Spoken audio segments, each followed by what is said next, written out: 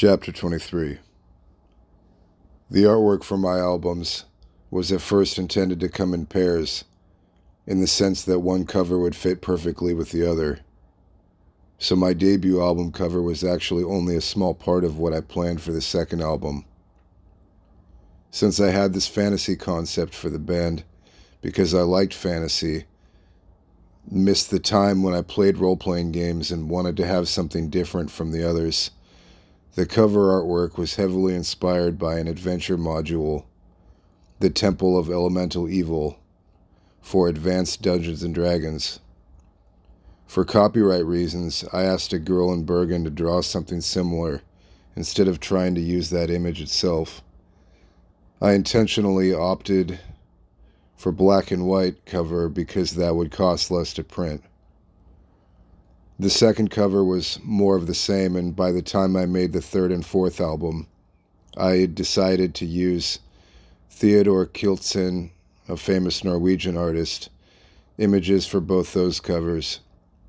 And for the first one, again, I opted for the cheap black and white artwork.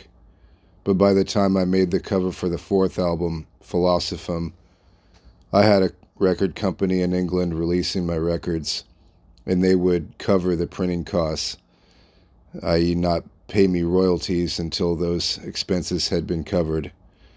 So I used an image in colors for that one. The first Kitzelsen image was from his The Black Death series, and was used because it fitted the concept of the album Visli Sataras, dealing with how Christianity is a spiritual Black Death. The second Kittelsen image was used, I think in 1993 or 1994, for Philosophum, because it was in the same style and because it was totally anti-black metal.